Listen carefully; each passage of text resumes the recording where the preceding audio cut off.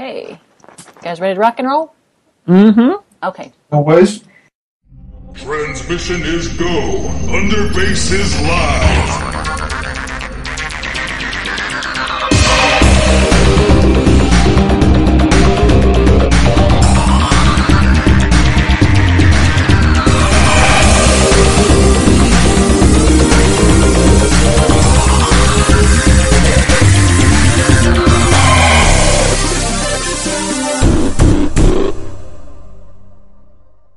Welcome to the Underbase. This is Amy, aka Lady Rec, hosting.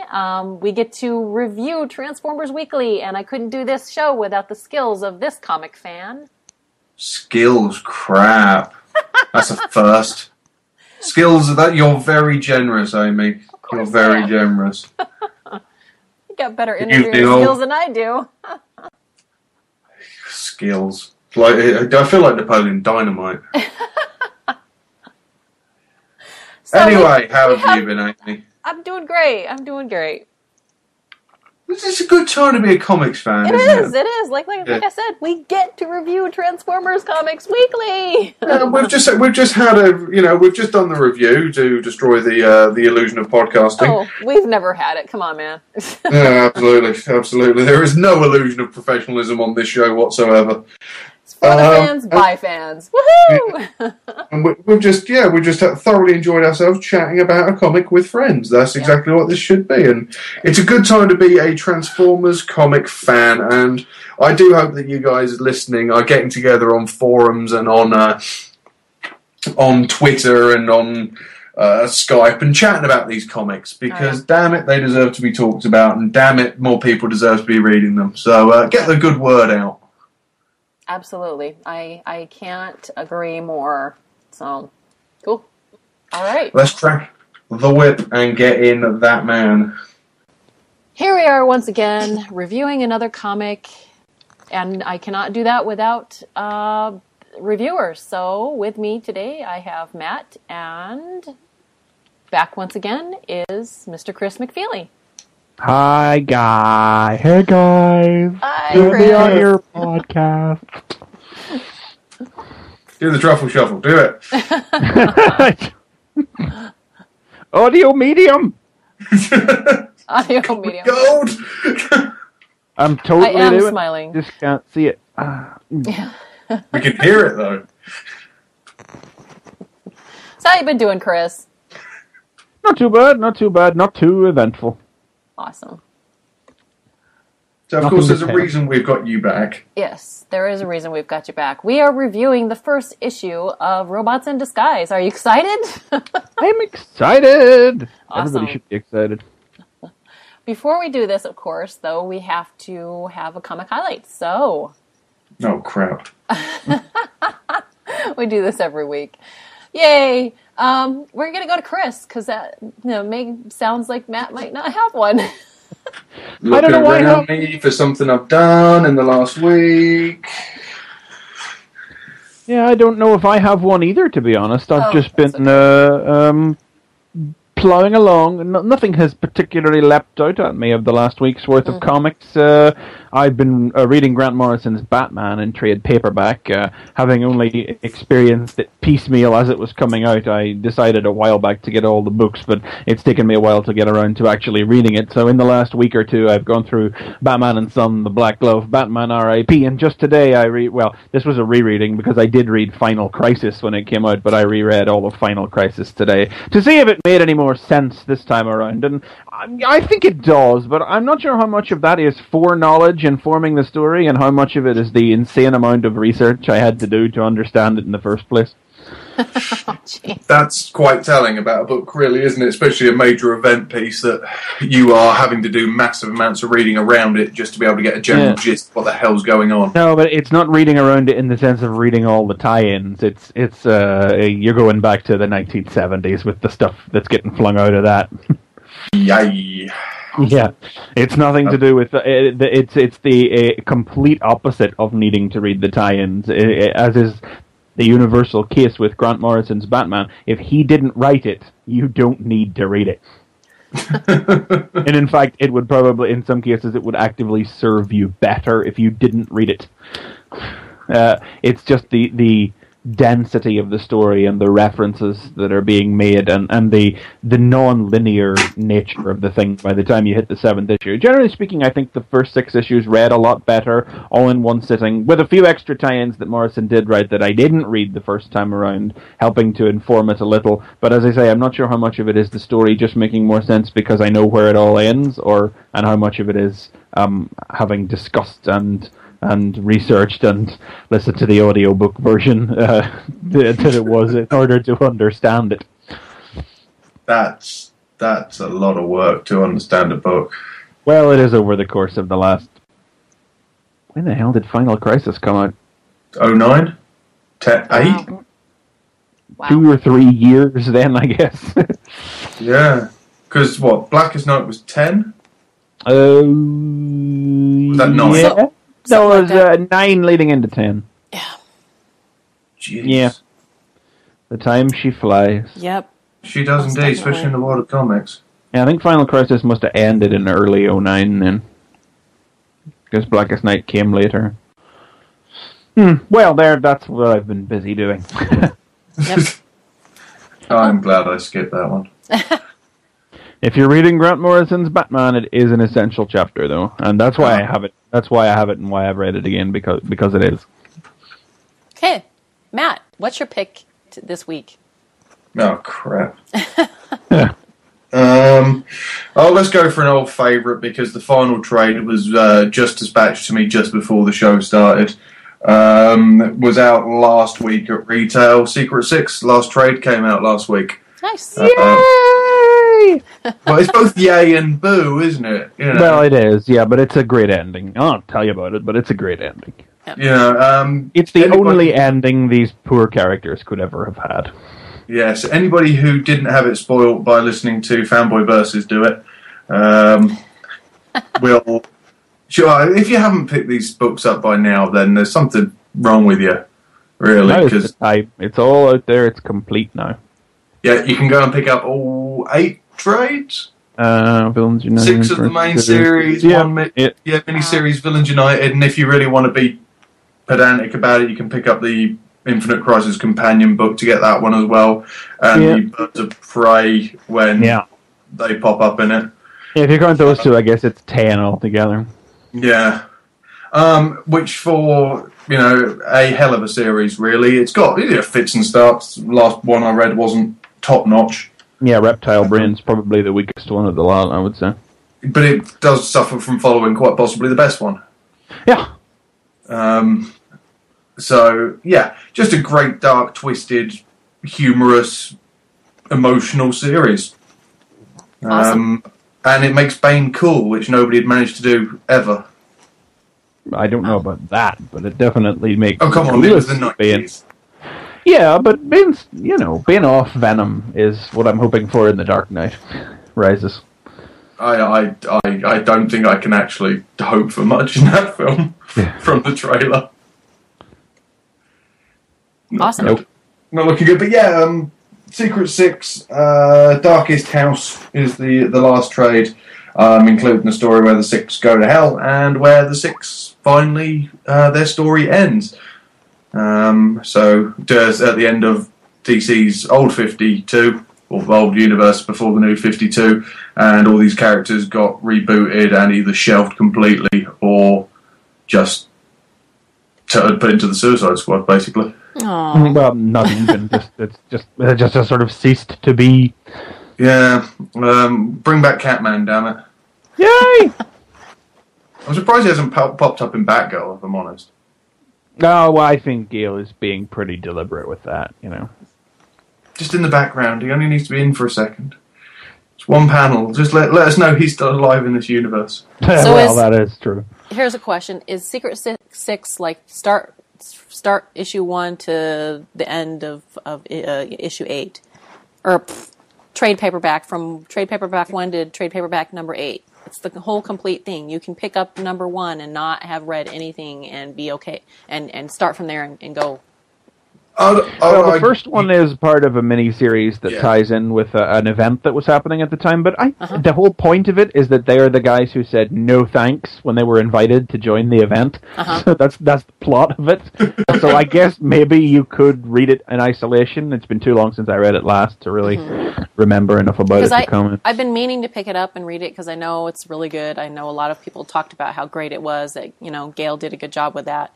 But I haven't been picking it up because I'm like, but I haven't read that universe, and I haven't started it. But because I really want to read it. So I'd suggest definitely reading Villains United, which is the book where they get together. Because that is a superb book. The Infinite Crisis Companion issue adds colour, but not much else.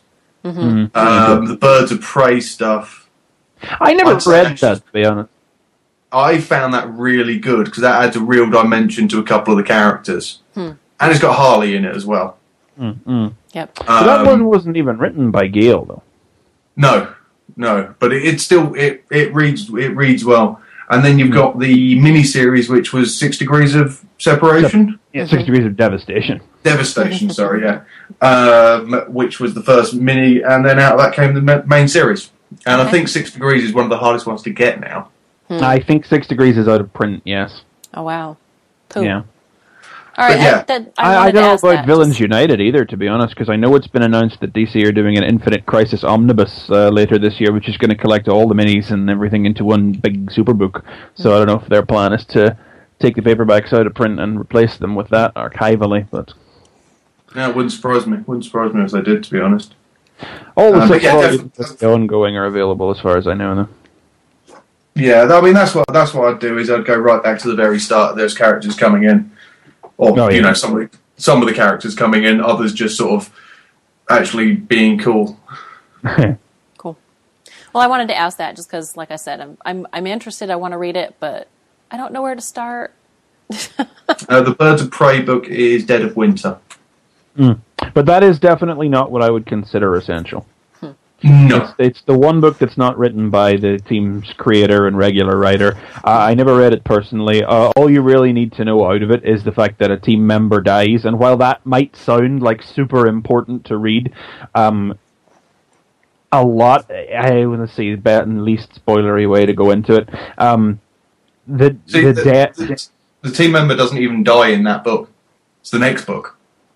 Oh, was it the next one? Yeah, they said Dead of Winter is the sixth story. I don't think it's issue 109 or 110 where they bite it, and it's only a background thing anyway. Yeah, well, then there you go. Yep. There you are then. But I didn't even need to read that because the whole idea that she and others like her were dying was part of an event that was going on at DC. And I knew that because I'd been reading things to do with the event, so I knew she would be dead when the thing started. Definitely not necessary reading, but the rest of it is really vague. Okay. What have you got for us? Yeah. Before we turn into a Secret Six podcast again. Yes. Okay. Jumping in here, my comic highlight this week is I got the one and only comic that I got for Christmas this year was a comic called Understanding Comics by Scott McCloud. Scott McCloud, yeah. And I started reading it, and I'm really liking it. I'm really liking it. I don't know. Have I highlighted this one already? Shoot. No, I don't think I did. I don't think I have. Okay, never mind. I didn't hear it, so... You don't hear? Okay, all right. Anyhow, I started reading it a couple weeks ago, and I'm gradually getting through it. But I'm really enjoying it. I think it talks about a lot of aspects of art and comics and how it works. And, basically it's in the title, Understanding Comics. And so I'm really enjoying it. I would recommend it to anybody. I picked it up on a recommendation. A couple people that I've been following have tweeted about it or have said in various other places that it's a really good comic to get. And it wasn't necessarily Transformer Circles. Like there's a couple other podcasts that I picked up that mentioned it, and so I thought, wow, I should pick this up, and so I did, and I'm really enjoying it because I didn't expect. It's not like a textbook. Like you'd think, oh, understanding comics. You know, you open up a book that's going to talk about, you know, how do you understand comics? It's going to explain, and I just didn't expect it to be. It is in a comic format, and I really liked that. Anyhow, so that's going to be my highlight for this week. I haven't read it, nice. But I have always heard it spoken very highly of. Oh, yeah. I always see it featured on like top 5, top 10 lists of books about comics you should read. Like one of the best books about the medium. I'm really impressed with it, and so if I can get, I'm going to recommend it because it was recommended to me, and I picked it up, and I'm really enjoying it. So, other than that, I downloaded a couple comics and I read them, but I'm not going to highlight them because I've already highlighted them before. So, other than that, I really haven't had a lot of time other than just to read that. So, but that's what I'm going to put in there for a comic highlight this week. So, gentlemen, we have a comic to review, and I'm going to go ahead and jump into it then. Well, all right then. Yeah.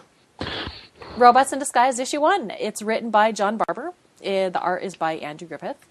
Colors are by Josh Perez. Letters by Sean Lee. And editor is Carlos Guzman. So, the story so far. The war between Autobots and Decepticons ended with the Autobots victorious and the long-dead planet Cybertron restored to life. While countless non-combatants returned to the Transformers' homeworld, a rift emerged within the ranks of the Autobots.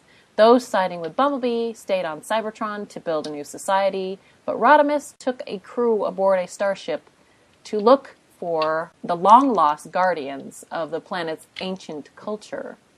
On takeoff, Rodimus' ship appeared to explode. In reality, it was teleported to another part of space, but Bumblebee and the others on Cybertron believed the crew to be truly lost, hence the name of their ship, the Lost Light. So, we have covers. We have many covers. Before we jump into the covers, actually, I just want to say, Chris, what did you think of More Than Meets the Eye, then? Oh. More Than Meets the Eye! Oh my god. What a fantastic comic. I mean, I don't think there's ever been a Transformers comic that looked or sounded exactly the way More Than Meets the Eye looked, and that's something I am all in favor of. I mean, we talked about it on Fanboy Versus there last week, so I'm not going to go on too much about it. If you want to hear a more in-depth discussion of it from me, you can listen to last week's show. But suffice it to say, the sort of things I want to see out of Transformers comics, brave new approaches stylistically. I think a good yardstick is the more pissed off traditionalists are about the look and feel of the comic, the more I'm going to enjoy it.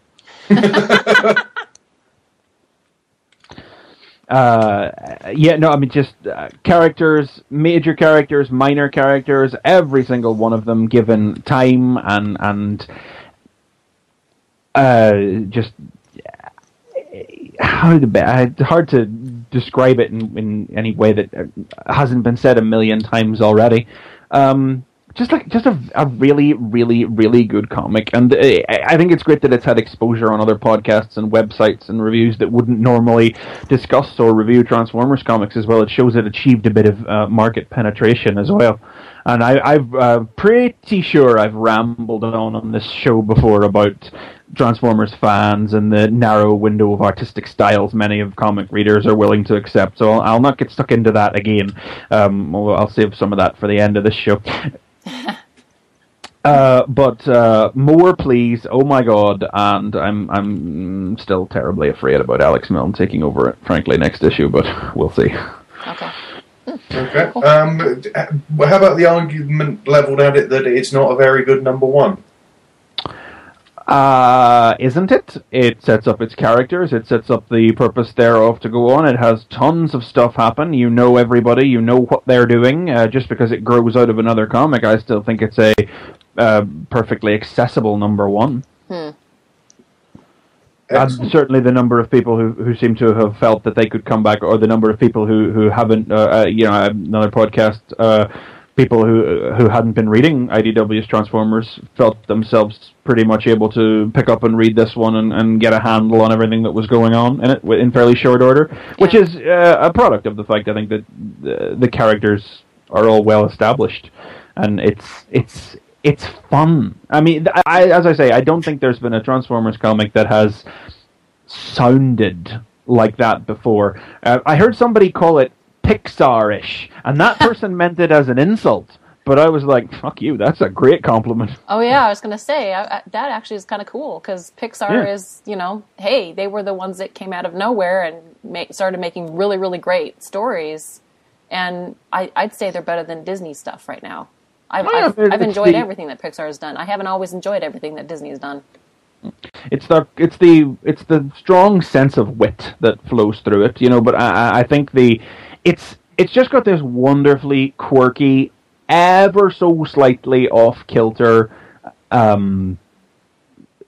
feel to it just across the board, Mm-hmm. I think it was funny, I read the issue, and off-kilter was the first descriptor that came to me. I thought that was the best. Quirky and off-kilter was the best way I could describe it. And a couple of days later, I saw James Roberts on Facebook was posting snippets from his favorite reviews, and he said that one of the reviews, his favorite comment was from someone, it wasn't me, but his favorite comment was that somebody had described it as off-kilter. And I was like, somebody was listening to you.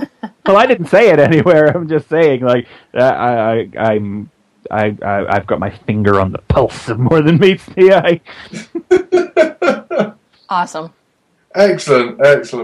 Well, I just wanted to check that before we started on RID, because it's a yardstick that I imagine this book is going to be unfairly measured with, because it came before it. Yeah. Okay, so covers. We've got a whole slew of them from Marcelo Mattier, and then we've got a cover from Andrew Griffith, and then we get one that is like the four covers all together. Yep. And we got 6 covers. Plus the Dan Carner sketch cover. Oh yeah, and plus the sketch cover. That's right. Which Dan is doing just like Josh did for the last one. Every single one by hand. Never seen a company except for IDW do that. Sorry? Never seen a company other than IDW do that. It's a nice touch, I think. Yeah. I've seen a couple of other comics that they've done it with, but normally you just find a company. When I saw the blank, I just assumed it was a comic being published with a blank cover that you could take to conventions and get the artists to draw on, because I've seen Marvel do those. Yeah. Nice. Yeah, cool. 6 covers. All right, cool. No, 7 covers. My bad. With the gatefold cover. So, okay. Counting. Any preferences on which one you guys would go for? Chris, you go first. Yeah. Well, what did you get, Chris? I have got the print copy, and I got cover E. I got Andrew's cover. That's not a knock on Marcelo at all. It's just that I have no interest in owning a cover that is part of a larger picture whenever I could have a single picture on its own. Yeah. No, I'd go with that as well if I couldn't have the retailer incentive with it all 4, and the only reason I'd want that is if I had the retailer incentive from the last one. Yeah. It's a sort of a nice set. I would go with Andrews as well, because it's got all 4 of your main characters in their designs. And as he's same reason I went with. Sorry? Let's say as he's the artist on the actual book, it kind of makes sense for the number 1. Yeah. Is this one the same reason I got? It is, yes. Excellent. I don't think they could get away with just doing it on one. I think they have to do it on both of them. Otherwise, one comes off as the lesser book. Yeah. I thought they would do it, but just wanted to be a check-in. Yes, it's all shiny, and I thought they might do a different color just to distinguish the 2 books, but it's silver as well. Okay, that's good to know. I will try to go down. I'm going to actually be going down to my comic shop tomorrow to see if I can. Well, I'll see what I can get, but whatever is available, I'd like to get cover E as well for the same reason. I don't want to get just a single image. I'd like to get the whole one. So if they have the RI cover there, hey, I will totally get it. But if they don't, I will get whatever I can get. No, it's funny, with More Than Meets the Eye, when we got our shipment in, we got like an even number of the 5 covers. Uh-huh. But this time around, it was split about 66-33. And we got all wheeljack covers, and then 66% wheeljack, and then a 33% Andrews cover. Oh, right. Yeah, That's odd. yeah. How many copies have you gone through, if you don't mind me asking? Oh, I can't remember. More than Grifter. I've sold more copies than I've sold of Grifter. Than Grifter would have sold in your shop. Yes, more than the low end of the new 52. Vague. Yep. That's because we don't get Grifter because nobody wants it. Ooh, that bad. Nobody ordered it, so it's not. Yeah, anyway. Ouch. Okay. So, page 1, we open our comic, and a ship approaches Cybertron, and as it's coming in for a landing, the best way to describe what happens is that pieces of fauna of Cybertron, if Cybertron can have fauna, reach up to grab the ship, and a part of it is knocked off. But the ship gets away, and it lands at our snug Cybertronian community around the wreckage of Chemia. And while this happens, we get a narration from Bumblebee. The war's over. We won. Cybertron is alive again, and it's angry. It's not the world we used to know, and Cybertron doesn't want us here. So, Cybertron is alive. It's angry. It doesn't want them to be there. Little discussion point, I guess. Until now, has anything like this been done in the comics? Where the planet feels like it's alive? You go back to the original Marvel stuff. The planet is, and also into the Cybertron cartoon. The planet is sentient. Mm-hmm. Yeah, but I think this is a different sort of thing to that. This is it's. I don't know when he says the planet is alive. I think that's in a far more nebulous sense than there's actually a sentience behind it. It's just. It's in a primordial state, reacting to everything that's around it. Mm-hmm. Yeah, I forgot I was reading a G1 book when I looked at that first page. That's so movie. Those big spirally tendrils of coming up at the ship.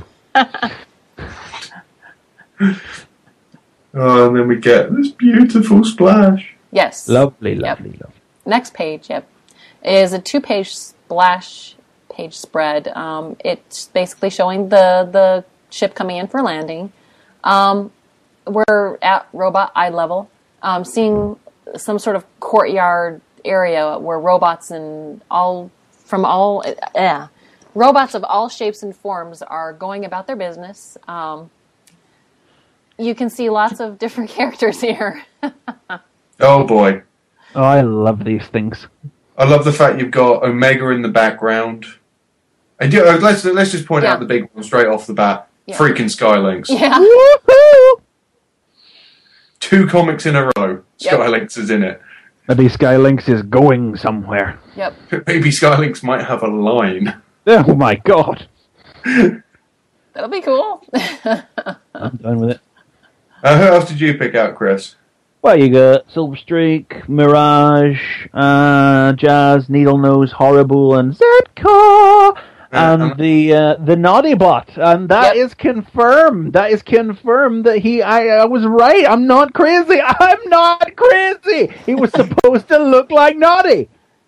Awesome. Yeah, I think Nick has something against Naughty. Oh, we'll have to ask him then. Yeah, I mean, there's the other little sort of background images we get. We've got Movieverse fullback right in the middle of the splash. Where? Behind the big green dude that's behind the white multi-limbed slug thing. I guess. Yeah. It's him. Why do you say it's him? Because it looks like him. I don't know, man. I don't really think that there's anybody else in this crowd that is supposed to be anybody else. I think that's I think that's the appeal of this crowd. I'm so tired of. You've got other styles of Transformers, depicted here. I mean, on the left-hand side, you've got one that's very reminiscent of a Britannica-esque design. Yeah. Oh, you're right. Yeah, I see what you mean. And then you got what appears to be a Boba Fett bot in the bottom of the right-hand page. I like this two-headed guy because he has two heads and for no other reason. Yeah. Nice. I like the idea that maybe it's double-header. Yeah. you got the triplets there as well. He's just got all these characters you get the feeling you're going to see again. Yeah. I don't know. I don't feel I need to see them again, though. I mean, I think Andrew may well have nailed the look of this crowd a little better than Nick did, to be honest. Roach is a great talent for generics, as we saw it in Last Stand of the Wreckers. When you would look at the sea of characters, and you were like, "Is that supposed to be? No, is that?" No. And you kept wanting to think that the characters you were seeing were supposed to be somebody, and that's really the mark of a good generic, when it really looks like it belongs to that extent. But we also saw that Andrew was a really good handle for them in Foundation, because that is why I'm here, by the way, because John Barber wrote this. Yes, we thought it would be best to keep Chris on a John Barber book, because Chris makes us get the most out of those books. Oh, yeah. And John and Andrew were the team on Foundation, and we saw on Foundation that Andrew had a really good handle for generics as well, things that really felt like they belonged. Now, that's what's funny, because these guys, they have I just love how varied they are. I love how they don't restrain themselves to any one style, because why should they? Yeah. It's been millions of years. These robots have been living all across the galaxy in forms adopted from thousands, millions, possibly even, of other planets. And there's just no reason they should look the same. All the blokes who went to one planet look the same. That's about right, yeah. Seems about right. All the guys who went to Earth and took on Earth modes have a similar sort of look about them. But then there's all these guys who have taken on form upon form on all these other different planets, so they wound up somewhere completely different, like evolutionarily speaking, if that's a word. And I love it. It's just great. I love it. Well, you bring up a really good point too, Chris, that we're getting lots of different designs of very different characters. I can't say that 6 months ago, if I would have known, we're going to get a whole bunch of characters that are going to be all Cybertronians, but they're all going to look different. It makes perfect sense, but because of the way that the story has progressed, they've put it in a situation where I'm like, oh, well, that's actually kind of cool. Oh, yeah. But 6 months ago, I wouldn't have thought that. I would have been like, really? That's going to be strange. But you got to have the rationale in there. These guys have come back from all across the universe and have a reason to look different. But they do, and it is. So. Yeah. Anybody else notice the Cosmos ship in the background? Oh, that might be Cosmos. Yeah, look at him there. I don't think it's. I think it's just a ship that's. It might just look like Cosmos. It's one that Cosmos scanned or something, but I thought that was a really nice little nod. Yeah, I mean, it's hard to know exactly what is ship and what is building here. Well, they're all ships, aren't they? There's no buildings. Well, there's the wreckage. Well, I said the wreckage. I say Kimia, whatever they've managed to build out of it. It's hard to... Well, I guess Kimia is a ship too, but it's hard to know what is that and what is something that's just put down. All right. During... I guess what else is pointed out here on one of these pages is Bumblebee continues to narrate. Just because Prime left, it hasn't stopped the returning population being able to forgive and forget. They have, after everything that's happened, there's still resentment. And they don't want to let go of that resentment. So that is how they set up the first 3 pages. And we flip the next page, and we have our title. It's the autonomy lesson. I like that title. Yep. I liked it. I like where they put it, too. It's kind of cool. So, we have got Bumblebee and Metalhawk. They are the welcoming committee to this ship that has arrived. The guy that comes off the ship he's grumbling about the planet, trying to grab them. We flip to the next page, page 5. We get a page where Metalhawk basically, he kind of one-ups Bumblebee. Jesus, what a dick! You beat me to it. What an absolute... But it's not like he's a real dick. But I'm really loving to hate him. Yeah. I don't take umbrage. You remember when I was back during Death of Optimus Prime about the possibility that things can go wrong when an American or Western writer takes hold of a Japanese character because they wanted to put somebody cool and unusual in and they don't know anything about them and they do weird different things with them. But frankly, Metalhawk's a blank slate. Mm-hmm. He is good and brave and also sword in Master Force, and that's it. He's a slate to do, and they've still got the idea here that he's the leader of a bunch of Transformers who went off on their own to a planet. So there's still that common point of origin. He's still a leader figure. He was still leader of a small group who were separate from the rest of the war that wound up doing their own thing. There's still a common point of origin there, and they're actually building a real personality onto him, which he just hasn't really had before, except for the template personality that all Japanese Autobot leaders share. And you really love to hate him. Yeah, especially since he's all... Well, he kind of does this little manipulation thing. He pretty much blames Bumblebee for the Autobots ruining the planet and then the death of Rodimus. Oh, God. I mean, it's like the war that young Bumblebee and his Autobots took part in ruined our planet. This was the best they could do. Hi, how are you? What? I mean, it's immediately, deliberately phrasing everything he's saying to turn the new guy against Bumblebee. Yeah. Bumblebee argued with his friends and their ship exploded. Oh, thousands died. The great thing is that I have absolutely no sympathy for him, It's like you could kind of understand... You could understand the position if it was being played sympathetically, but Metalhawk is not being played sympathetically at all. You are firmly... Where he has a perfectly legitimate point at the core of his argument. It's being played so you, as a reader, are totally on Bumblebee's side here. Yeah. Because Metalhawk is just being a dick bag. Well, yeah, especially since later on in the comic, he turns around and makes a point that there are rumors flying. I was like, well, yeah, there are probably rumors flying because you started them. What he thinks he can do. He's like, I can do better than you.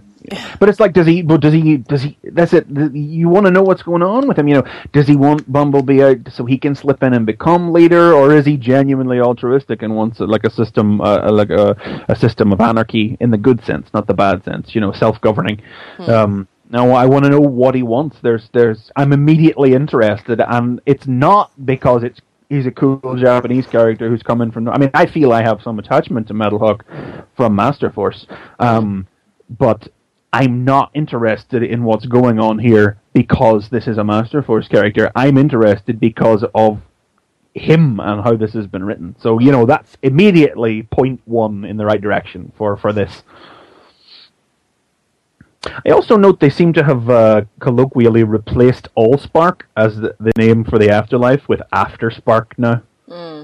That was in Death of Optimus Prime as well. I'm assuming that's probably a Hasbro thing, since Allspark has become the name of the cube that gets shot into space and is part of the universal backstory that exists now. Not necessarily in IDW, but I just mean, the whole line, the Bible, the going forward, we have the Allspark. And I'm assuming to minimize confusion, the Afterspark is the new term that's been mandated to distinguish the two things. That's a good point. I didn't think about that. Anyhow, while Metahawk and the new arrival go off to find a pub, Bumblebee stays behind to contemplate how he's just been one-upped. But Tappet, as it's been revealed, they don't call him Tappet here, but we know his name is Tappet. He walks down a dark alley where he thinks no one is watching to do the Transformers version of graffiti on one of the structures. I love that as well. I love the idea that, it's not like they wouldn't have paint or something, because they get colored a certain way, but I just like that he doesn't use paint, he uses something else entirely. Yeah. I like how they did this too. So while he's doing that, Bumblebee continues to narrate, and he points out that the provisional government is still very much a military establishment, and the returning Cybertronians are like civilians, and they have a reason to mistrust the establishment. That does bring up a question, though. This is almost completely random, actually, but they haven't said yet, but is this what the name of the town spaceport community is called? They haven't said anything yet, but I'm wondering, but in Death of Optimus Prime, he said that it was supposed to be where Iacon is. Yeah. So I wonder if they're going to actually build up, if they're going to call this Iacon at one point, or if they're going to call it something else. There'll be new Iacon. Yeah, I was going to say once they get some buildings up, they'll probably call it New Iacon. Yeah. Oh. Even though there was a chance it wouldn't come down around their ears. Yeah. So Tappet is graffitiing on the wall, and we should point out that involves actually taking an acetylene torch and just burning into the wall. Yeah. We should also point out Tappet, for those who don't know, is the Noddy bot. Yeah. Yes, he's named later in the issue, but we know he's Tappet anyway. They've announced it through, at the time we record this, he's been one of the characters in the little scavenger hunt images they've been releasing, so we know his name going in. I love the third panel on page 6. The look on his face there is just brilliant. Oh, yeah, I didn't. It's proper grumpy. It's just grunt teenager, isn't it? You almost expect him to have his hand down his pants, having a quick fiddle while he's doing it. Well, you're hassling me, bruv. This is art, yeah? It's one for all our chav listeners out there. Yeah. So, okay, so he's doing graffiti on the wall. He gets caught by Needle Nose and Horrible. And Needle Nose and Horrible, for God's sake! I know! Brilliant! Ah! Not the right people to be caught by, but yeah. And because they're duly deputized enforcers of the peace, cough, whatever, they rough the guy up, and just before they start beating the glitch out of him, Prell comes along with Sideswipe and Blur and stops them before they can really make trouble. Quite literally, he grabs Needle Nose fists in the air and crunches. It's like the equivalent of grabbing the pressure point pinky finger hold and easily subduing him to his knees. And the arm up. When did Red Alert turn into a psychopath? Let's say a Sideswipe. Red Alert or Sideswipe? Oh, sorry, Sideswipe, isn't it? Yeah. Yeah, I mean, I looked at it and I thought, that's Red Alert. And I think, no, he's not on there. It's because we haven't put it in, actually, but everybody that had him is in there more for Cybertron bodies now. Yeah. So, there's just, because Sideswipe is holding his gun up, and by the nature of his design, there's a lot of point on show. I think it's a terrible shame to lose his G2 body after just one issue. Yeah. Yes, it's a strange decision. I just get I don't know. It's kind of like he came into his G2 body literally because we knew he was going to be, or they knew he was going to that body, or to this, the War for Cybertron bodies. Yeah. So why put him in the G2 body? Why use that? I guess it was just for an Easter egg or something. Yeah. But he's carrying on the same attitude, though. The whole don't want to see this escalate. Yeah, I kind of want to see this escalate. His gun just isn't big enough. I'm interested by this portrayal of Needle Nose because I've never thought of Needle Nose as anybody who throws his weight around. I mean, he was the Cybertronian equivalent of a fashion designer, if I remember correctly. Not that I'm saying fashion designers can't be jerks. Rough, tough men, but, well, I think it's more that, he's there with Horrible, who is just a thug. And he's got the opportunity to be a hard case. I mean, I respond positively to the presence of Needle Nose because I remember his brief appearance in the UK comics and the black and white Carnavac story, where the whole thing was that it was just cowardice. And I don't think they're forgetting that aspect of the character. I mean, frankly, I've always imagined Needle Nose as being a little bit camp, I just have. I don't know why I just have. But so the idea, I get the feeling like that it's just because he does have the big heavy guy standing around beside him who just grunts in occasionally on the speeches that he delivers, Whenever Pearl has his hand and he's gripping, he says, "You don't want this to escalate." I kind of read that as, "You don't want me to stick this guy on you." Isn't that Blur saying that? That's Blur, yeah. Yeah. Oh, so it is. I beg your pardon. Well, I like to think it's the other way. Blur, who, as we find in the last panel, is carrying the world's largest pump-action shotgun. Oh, yeah. Well, that's his generation. It's his sniper gun, rifle. Yeah. Nice. Wow. Okay. So Prowl comes in and he basically shows them how it should have been done. Tappet gets arrested for disturbing the peace. Blur takes him in, and Needlenose and Horrible are taken back home to Chemia Cannon Place, where Daddy Ratbat is not very happy. Awesome. Awesome. How long did you spend poring over this image going, oh, it's so-and-so, oh, it's so-and-so? Too long. You know, I don't think there are as many so-and-sos in the image as you might think at first glance. You know, I think there's definitely a few generic noblies in there, but yeah, you know, your eyes are like Acid Storm, you know, randomly. Yeah, Acid Storm's in there. It's like, but I can't immediately place that bloke standing to the left of Starscream as anybody. No. But you got the Predacons, you've got Mindwipe and Trigger Happy, you've got the Constructicons, you've got Spinister, yeah. Wild Rider and Dead End. You know, it's just a nice mix. Yeah, I don't. Here's the thing, though. I mean, is that supposed to be Thundercracker on the top floor? I don't know. That's And it's a Seeker body, and he's blue. But Thundercracker would presumably not have come back to Cybertron, and so I guess it's just a blue Seeker. We don't know. It's kind of purple. He's more purple than blue. It's one of the clones. Yeah. Slipstream. Well played, Dreamwave series. So basically, we haven't described it yet, but the panel, the whole page, except one panel at the bottom, is pretty much, it's the canon of the Chemia, where they're supposed to be, and we can just see, like, you know, crowds of Decepticons all over the place. Pretty much, you know, you're looking at, like, their point of view, but as you look up, you kind of get this feeling of the space moving upward. So it's like, I don't know, I really like how they pulled off this panel. It just really works for me. Doesn't seem to look the same as it did in Death of Optimus Prime, though. I mean, with that one, sort of got the idea that the cannon was lying on its end, and they were herded into the barrel. But this one creates the idea that the cannon is uprighted, and they are inside it in that way. But I'm not saying one is any more correct than the other. I might just be looking at it wrong, you know? Yeah. This creates the idea that they have a level dark. place. The last one was kind of dark, so you could almost, I don't know. You don't know how it yeah. It's a completely different area. Yeah. You know, we don't know. Chemia had a big gun. Yeah, there's a hella big gun.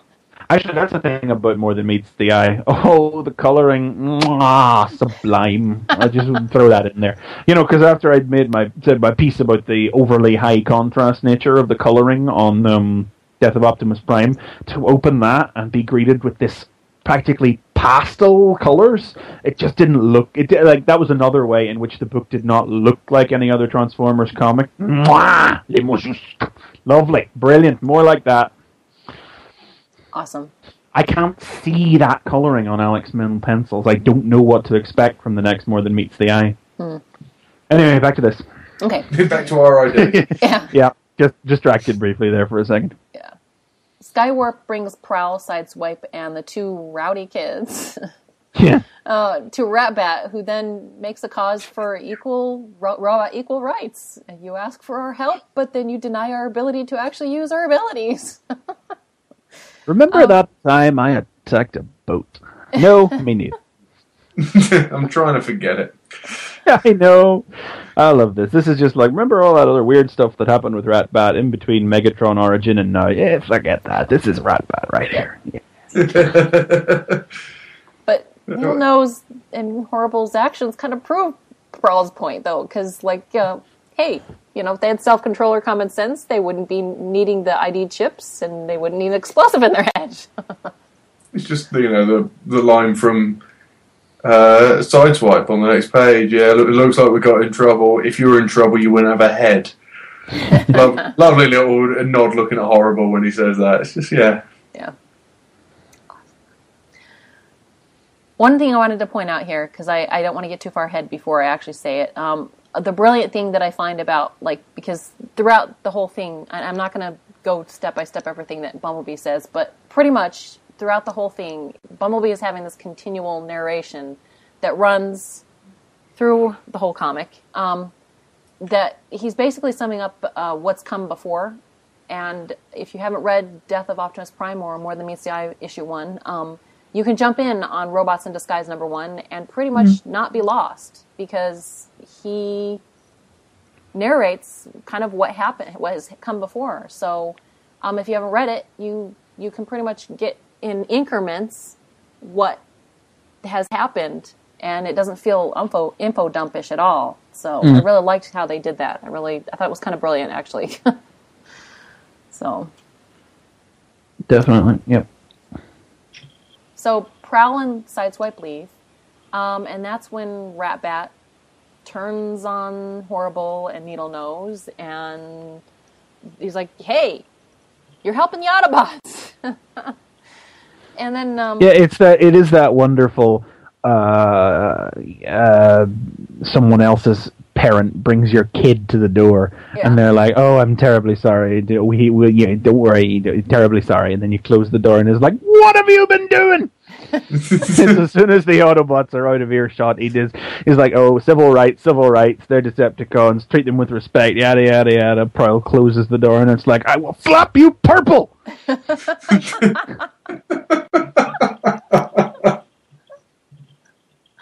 Oh gosh. Anyhow, so he says, "Hey, we just want to do something.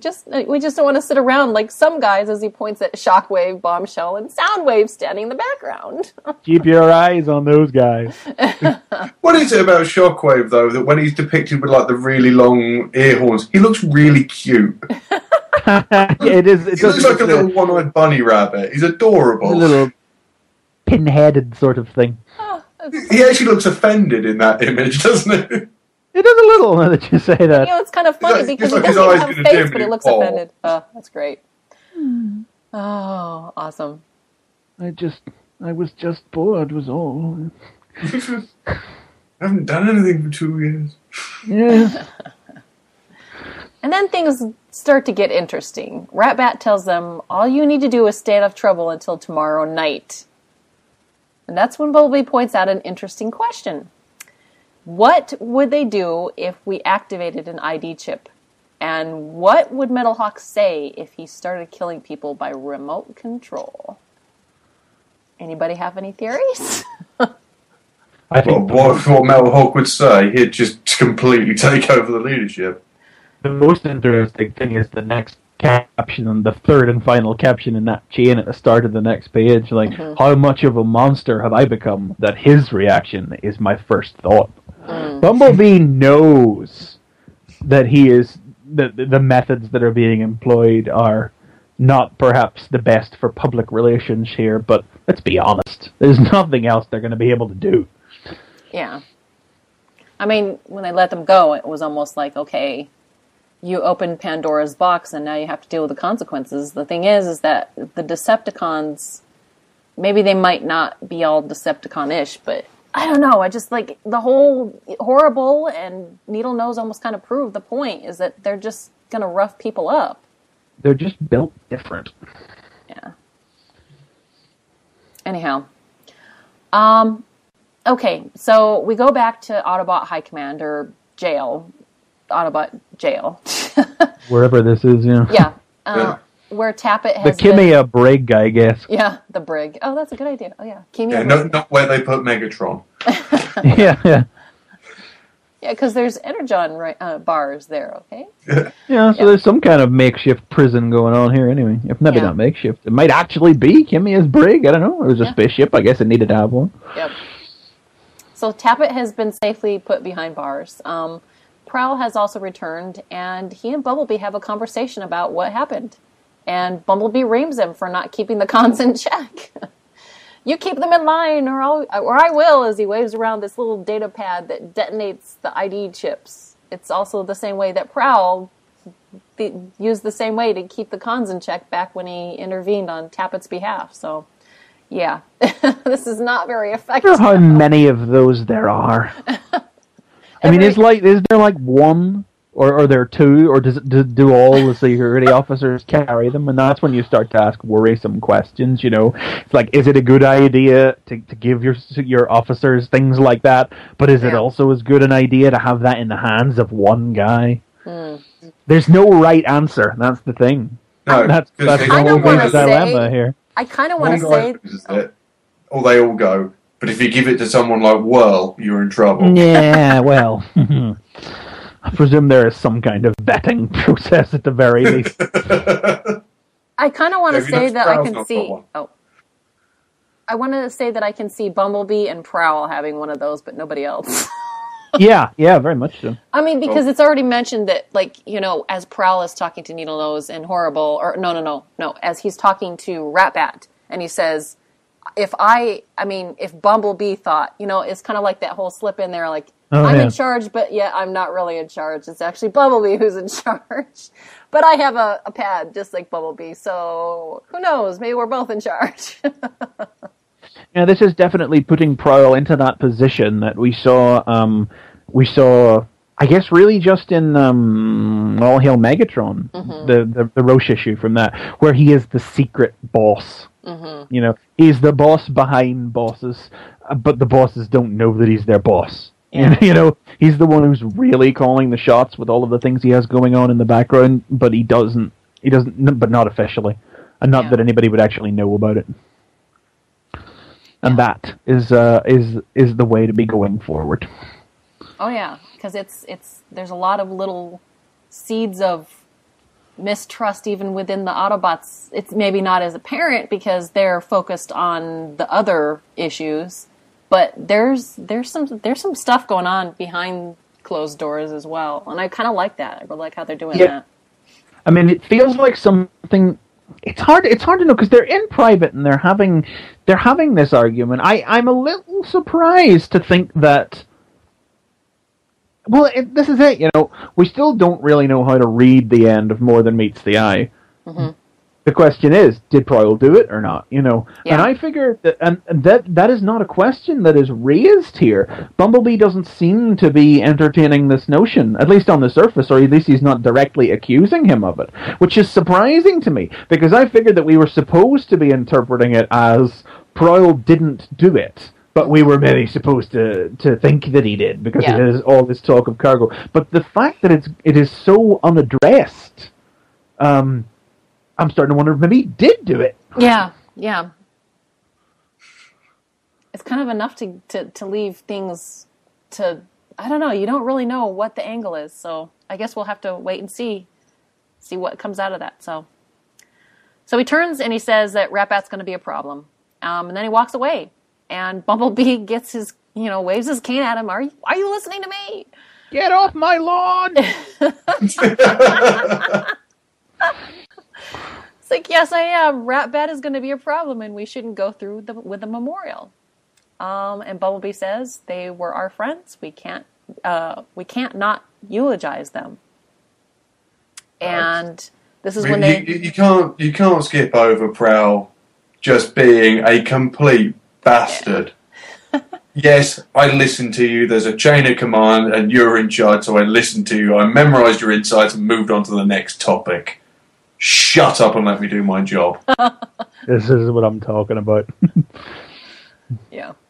That kind of almost adds to the whole, who's in charge here? Is it Bumblebee or is it Prowl? They both know. Yeah. Yeah. Secretly. Yeah. So, Bumblebee's got that. They've got to have that going on in the back of his head of, if he's just blown up and killed 400 or 200 Autobots in a ship, he's really not going to think about taking me out. But then that's what I wonder, like, is Bumblebee thinking that or not? Well, doesn't Prowl need to have a figurehead? Yeah, well, that's it. Yeah, Prowl definitely... Well, no, that's it, though. But Prowl doesn't seem to... If, going back to... It's been a while since I read it, but if I'm remembering the All Hail Megatron short story well, he doesn't seem to want to be in charge. Yeah, he seems to want to be the guy who makes the tough decisions so the guy in charge doesn't have to, and doesn't have to know that he ever had to make those decisions in the first place. He is very much the epitome of the servant in that he is serving the Autobot cause in the way that it needs to be served, but that his more moral superiors often won't do. But he recognizes the need for a superior officer like that, and that's why indeed that's why he does what he does to Cup, so that he can have that officer out there that the troops will actually rally behind in a way that he knows they'll never rally behind him. Yeah. But I have to say that really, I don't know. I think that John is like, this is the way that Prowl needs to be written. I think that he gets that. This is almost proves it perfectly. That's the way he's being written. So it's like, Prowl. He's just. I mean, I was honestly surprised to find out Prowl wasn't going to be in the Barber, the Roberts book, before we knew what the concepts of them were really about. Like, obviously Prowl would stay behind on Cybertron, like, obviously. But I'm just surprised that he didn't become Roberts' character, because nobody really writes him like the Roach and Roberts team do. But Barber is picking up the baton and is doing it right. Yeah. Compared to, the last time we saw some other writer take over writing Prowl after Roach and Roberts established so much about him. So they step into a lift, and they continue their conversation all the way up to operations, where another civilian nail is inbound. Prowl basically says, as much as they care about those who have been lost, the nails don't, and the cons don't either. And they may have to put their feelings aside because people are counting on them. 90% of Cybertron's population is indifferent or openly hostile to the memorial, and that's when Broadside interrupts them about the inbound ship. And he says, correction, 93% is indifferent or openly hostile. We learn more about Broadside in one line than we've learned about him in the last, 10 years. Yeah. We got another ship coming in from the Levuvian quadrant, something like that. Love him. I believe that's Sizzle standing there as well. Oh, nice. Well, I'm not sure. Yeah. Good shout. Casual observation. Yep. Because I was looking at going, Jumper's got a new mould. But yeah, with the pipes and everything, black back, bang on. Blue face. Yeah, cool character. Nice. When used. Wait, that one time. That one. Yeah. that one time when he actually had anything to do. And wasn't coloured like Fizzle. So Bumblebee turns to Broadside and asks him to message Metalhawk because he needs to have a talk with him again. So then we switch scenes again to something different that we haven't seen. We haven't seen Ironhide, so we go to see what Ironhide's up to. We get a nice 2-page spread of this little action sequence because he's been out roaming the countryside, and it isn't pretty out there. Yeah, the fauna continues to kind of grab at him, and when the sun starts to set, there's a lot of static that kicks up, and so Wheeljack is trying to contact him, and he's trying to get back, and he jumps over a ravine of, I don't know, Lava, I guess. Yeah, some sort of lava-looking thing. Or molten metal. Yeah, it could be. He crashes into Omega's wall and to get back into the safety of where everybody else is. And at this point, I think it's more than just a little grumpiness. It's just like, I don't know, the whole planet thing. Again, coming back to the same thing that kind of happened at the very beginning where we get... is the planet openly attacking them, or is it? I don't know.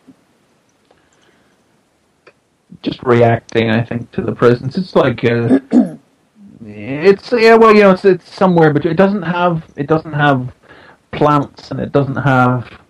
Well, I suppose it might have animals. We don't really know what's come back at this stage. This is some sort of primordial in-between state that's just sort of reacting like a jungle plant, like something like a Venus flytrap, something would react to the presence of something nearby, a barb or whatever, just lashing out at you. Mm-hmm. Funny little scene this, though. It doesn't really have anything else to do with the rest of the book. I understand that it's in here because it's Wheeljack and Ironhide, and based on the covers, it seems like Pearl, Bumblebee, Wheeljack, and Ironhide are going to be our 4 core Autobot characters, but just as far as this issue is concerned, this is kind of dropped in here. It doesn't really tell us anything new, that doesn't inform anything else that's going on in the rest of the comics. It's kind of a weird one. Yeah, but it's Ironhide reintroduced. I mean, within his first line, you're back to who Ironhide is. Yeah. Fruit. Gear grinding, glitch spawning, stupid planet. Glad to be home. And we've sort of got that character, and it's just straight away we're there, and we learn a little bit more about what's going on in the world that they're in. Admittedly, yes, it doesn't have bearing on the actual main thread of this issue. Yeah. When you look at More Than Meets the Eye, you see with the characters that actually get a little time, you know where they're going to be. You get the idea that they have some forward motion. Like everybody who gets a little attention, they're going on that ship and they're going out there, and you see something happen to them. But with Wheeljack and Ironhide here, they're just here because they're going to be in this comic as part of the core cast. But like as an isolated issue, it is just 2 pages to go, here you go, right, nothing. Yeah. Well, I kind of get the sense, and maybe it's just because they've been saying it, they've said it on the first page, they've said it, it's like this idea, this thread that the planet is angry with them, that it's attacking them, that it doesn't want them there. I mean, it's not like something that actually is important to what's happening right now on this page, on this, in this issue right now. But it feels like it's most definitely something that they're going to work toward, like. Oh yeah, well yeah, but I mean, but we've already had the idea that the planet is reacting to them and doesn't want them there. Like I say, on the first page. So this doesn't reiterate anything. This is just reiteration. There's no new information on these pages. Is all I'm saying. Yeah. Oh, okay. But and I wanted to ask you guys too about that, just because. What do you have any hypotheses what direction they're going to take that? I really don't. I don't know. Last time I can remember Cybertron doing anything like this was at the end of the Marvel run, when it seemed like the planet was destroying itself, but it was actually recreating itself. So they may be drawing from that idea a little bit. Yeah, healing. So there may be that. Yep. We've had a certain element of that as well, haven't we? When obviously Cybertron at the start of the IDW run was uninhabitable. So it's healed itself to that point as well, and then it's just got trashed again. Whoops. Yeah, we done made a mess. Yeah. Alpha Trion will come back and he will be just like, oh, for God's sake, I spent ages on this.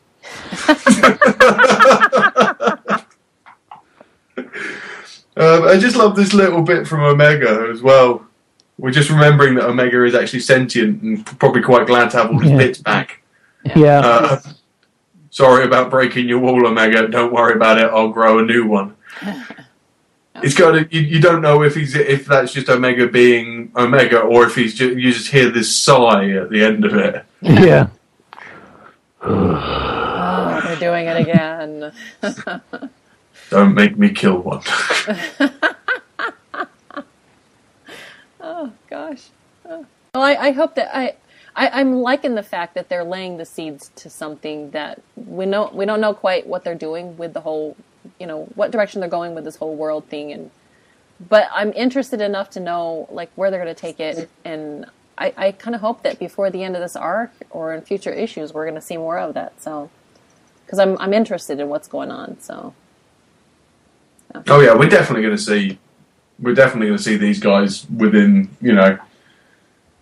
this arc. I think you can't leave them out completely. Yeah. Obviously the main story. Oh yeah, totally. Is get focused, but if you're going to make these guys your cover boys of the first issue, they've got to have something to do. Yeah. Well, I mean, even in addition to just like the whole thread that they're kind of hitting on with the planet. I mean, I don't know what direction they're going to take that. I mean, I kind of get the idea that like with the rest of the story, there's this, power struggle, kind of political and manipulation, maneuvering into certain situations and stuff, what's going on there. But then you have this kind of underlying issue with them and the planet, and I don't know where they're taking that. And so I'm interested to see where they go with that. Like, if it turns into like something else that they have to deal with like later. So it's just, I'm sure that eventually it's going to come to a major issue eventually, or else they wouldn't be focusing on it so much. So, yeah. Anyhow, moving on to page 16, and then we get a moment with Prowl on a balcony. Maybe the same one that Prime made his speech on. Oh, I think it is. Talked about last podcast. Seems about right, yeah. Yeah. Awesome. Okay, so this is where a little mystery starts. He's standing there watching the sunset, and a character in the shadows, who have no idea who, starts talking to him. Anyone want to speculate who it is?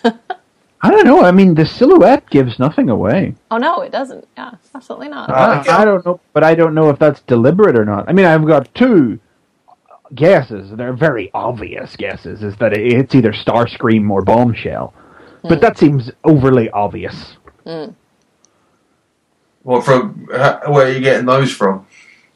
Because they're the sorts of guys who would do that. Yeah. Not based on anything physical, just as like, they're the two guys that we are told are two of the four guys that are just standing around doing nothing. And, it's certainly a very Starscreamy thing to do, and I think Bombshell would just be interesting. It's just two guesses, two random guesses. There's nothing really in here to, Suggest, yeah. Yeah. I was just going to say, maybe it's Thundercracker. He just doesn't want everybody to know that he's back.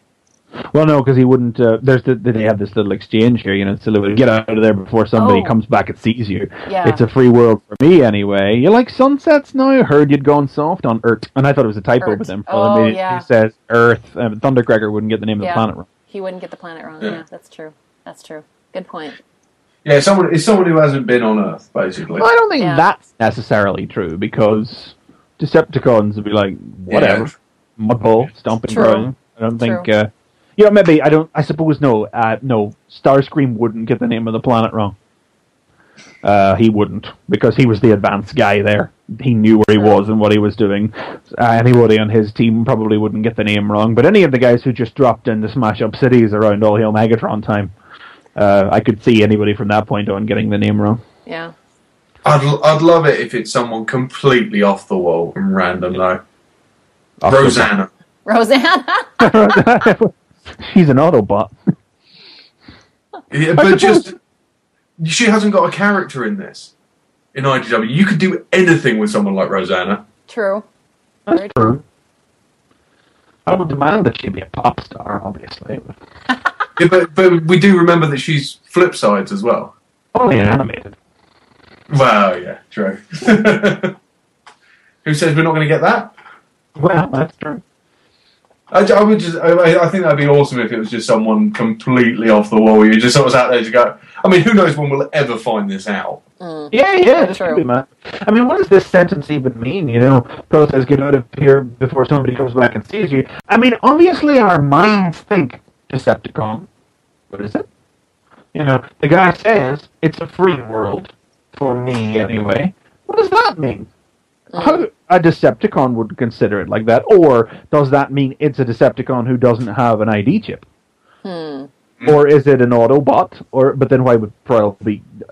Because they're the only ones. The Nails are about the only ones who do seem free, but even they are feeling like beat down by the military force. Like there's any one of the three groups has reason for it to not be a free world for them. Yeah.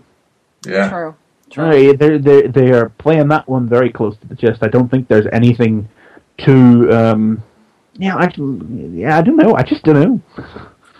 Yeah, there's nothing that gives away who it is, which I think's brilliant to be honest. Because the last thing you want is to know exactly who that is. And it's a mystery, so it's like, I want to keep reading to find out who is this person, especially after their conversation. It's the gist of their conversation basically is that Ratbat's going to be a problem, and what are they going to do about it? Particularly because it feels now that this is not invincible Prowl with his prick armor. That he is not. You never ever get the sense before that Prowl has ever had to compromise what he believes or what he thinks is the right course of action in order to accomplish his goals. Mm-hmm. He gets out there and does, his actions are what the people above him would consider the compromise. But here, Prowl has actually had to go to somebody or had someone else approach him and is having to compromise his own beliefs, which are about the only thing Prowl has are his beliefs, in order to accomplish whatever it is this alliance is going to bring about. So, Prowl is poised for a big fall off the back of this single page. I think that's something we're going to get over the course of this story, or over the course of John's run, is Prowl's final descent into... Yeah, a fall from grace. He doesn't have friends. No. He basically. That's partly because he doesn't seem to allow himself them, and partly because he really seems to like Prowl. All Prowl really seems to... he doesn't really have principles, because he does the dirty stuff when nobody else will. Just about all Prowl seems to have is his belief that what he's doing is for the greater good. Mm-hmm. And he really doesn't see... He seems very shaken by the fact that this is how far he's had to go. Yep. I'm officially interested. Yeah, I think it's as much as anything, isn't it, that Prowl is dedicated always to Cybertron and the Autobot cause, no matter the cost. Yeah. Yeah.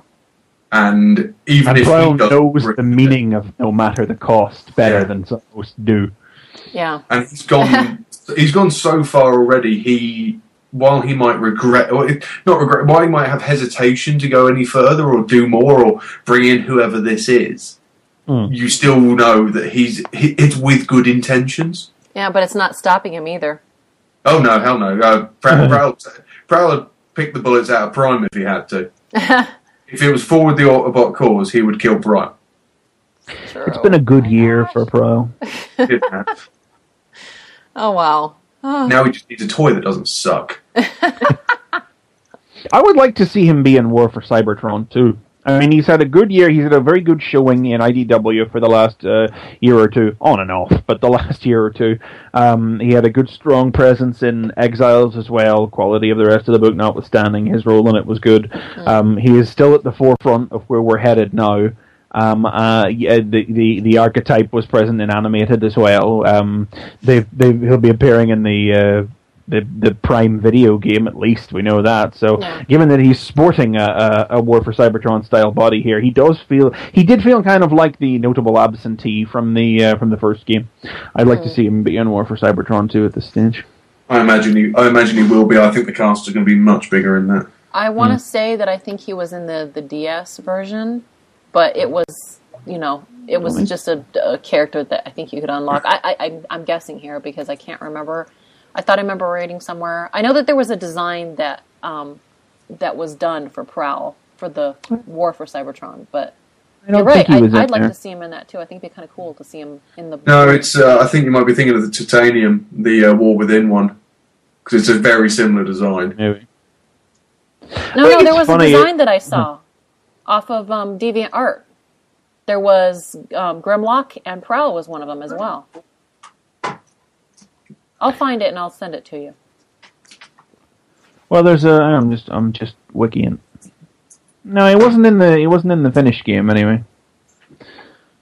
Yeah, because I thought the DS game actually got characters that we didn't get to see. Oh, it definitely did, but he wasn't one of them. Okay. All right, well, maybe I'm wrong. They may have designed him, but maybe not used him. I think it's funny, because I remember when I would see people say, why is Prowl not in this? He feels like the absentee. And I've caught people complaining sometimes about Prowl's portrayal in IDW as to how much of a prick he was, or whatever it was. And I was like, that's not the Prowl I remember. And it's like, well, what Prowl do you remember? Please tell me anything Prowl ever did before now. That's true. That's very true, that he really didn't have much of a... Cried about the fact Grimlock became leader at the end of the Marvel run, and that's it. He had no role in the cartoon. He did basically nothing in the Marvel comics. Got a little bit more of a presence in the early UK Marvel stuff because he was offlined by Dinobot Hunt. Not by Dinobot Hunt, but the end of the first year in the Marvel comics, and basically didn't come back until it was time to cry about Grimlock being later. So I don't know what Prowl it is you guys love, but this is. Yeah, this is a better version of. I like it. Yeah, much better. Yeah, I definitely feel there's something less. I don't know. There's a chink in the armor now with Prowl here. You know, there's something more. He feels more like a real person now instead of this. Okay, this robot. You know what I mean? You know what I mean? Instead of just this cold, unthinking thing, who just does things for the grand imperium, for the greater purpose, the imperative. Now that we actually see he's had to go somewhere he's not willing to go, suddenly Prowl has become a bit more real, and I'm all for it. Well, he hasn't 100% like said, "Oh, you're too emotional, turn it off." But you've kind of seen where the whole conversation that he had with Bumblebee, he was kind of, catering to Bumblebee's feelings to an extent. Yeah. And I really liked where he kind of went with that. I mean, yeah, okay, so it basically shows that Prowl he acknowledges that feelings exist, but yet he's not going to pay attention to them. That's a human emotion. You call it love.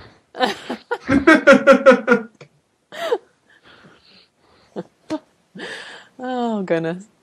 All right, so Bumblebee meets up with Metalhawk finally. Next page, on page 17, who has been hearing the grievances of Tappet. Metalhawk notices that as they drive off to go have this conversation, that Bumblebee has taken a Cybertronian alt mode, which brings up the Rodimus conversation, as Wheeljack outfitted most of them before the ship took off with the new alt modes. He explains that Bumblebee would like to have a ceremony on the behalf of those that have died in this explosion. And Bumblebee would like Metalhawk to attend so that they can show the nails that they all stand together. And Metalhawk kind of takes offense to the usage of nails, at which I thought was kind of a nice touch. But then he also says people are starting to say, "You killed them." Let's not just skip over the only pun in the entire book. Oh, I'm not sure if that is a pun, because I think that's a UK thing. I don't know if he was doing it deliberately. Oh, well, if he isn't, then... I know, I laughed too, but... All right. No More Nails is a product that basically is a super strong adhesive bond. Yeah. Oh, okay. It's a product, and as soon as I read that, I just thought... Yeah. Was this set up, the entire nails thing set up for that gag? You could say No More Nails, but I think that's a UK product. So I don't think gutted. Oh, the language barrier. I love how that was the only sort of laugh out loud moment in the book, because it just came so weird, in such a weird place. It was brilliant. Nice. No More Nails. Okay, all right. Yeah, I did not get that until... Well, there may not be anything there to get. Yeah. Exactly. It might just be a coincidence. But still, it's kind of cute, though. I like that. Fun first. You see how Metalhawk just completely avoids answering the bloody question in favour of being antagonistic? Well, what was the question again? Do you mind if we have a ceremony? Don't call me an eel! You killed them! Yeah, but ceremony? Yeah. Oh, goodness. So, then he turns around and says, people are starting to say you killed them. Back to my whole argument with, about Metalhawk, what he's been doing to encourage this. He's just a devious little manipulator. Oh, goodness. So this stops Bumblebee in his tracks, and as they have a discussion on that, it's interrupted by our two rumblers from earlier in the comic. Needlenose and Horrible are picking a fight with someone else this time for something that they said. Again. Yeah. Yay. And as the crowd gathers, the new bot that showed up in the beginning of the issue, that went off to the pub with, Metal Hawk. He speaks up on behalf of the guy, and then Needle Nose smacks him across the face and knocks him down. Gives him a little taste of the back of his hand. Yeah. And while Horrible continues to do some damage on the guy that's on the ground. And this is where Bumblebee gets involved. And things get a little heated.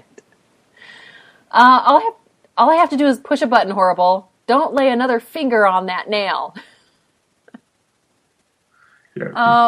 You think your little government is strong enough to survive if you press that button? And he calls his bluff. So Horrible pulls back a fist to knock the bot on the ground again, and Bumblebee clicks the button, and boom! In a whoomp, Horrible has lost his head. Yike! Wow! Well, now he can become a headmaster. Yeah. Oh, this obvious setup. No, I doubt it. The next ship that comes back has got lots of little guys in that turn into heads. What an amazing coincidence. Yeah, well, I was shocked. Wow, yeah.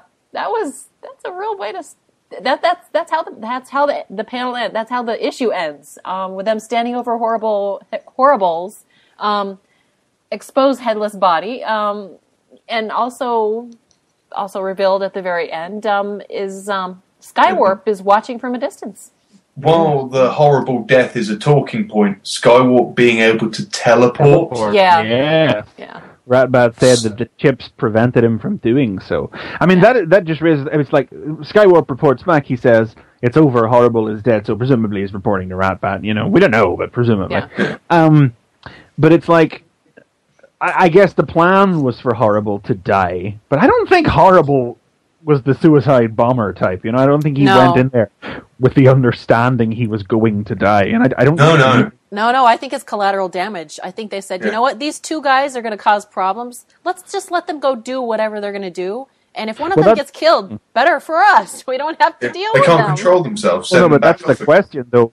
Were they sent out to do this? I mean, it is now tomorrow night, isn't it? Was this what they were supposed to do? Were they sent out here in order to do this?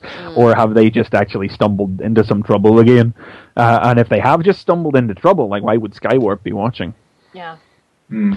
I don't think they may not realize it, but I think they are definite pawns in whatever Ratbat is. I was going to say, I think that they're just pawns that, especially since, Prowl told them, like the animals you are, and I would think, he might not have come out and said that to Needle Nose and Horrible like Ratbat did, but you can definitely tell he's got a little bit of a distaste for these guys because they are helping the Autobots.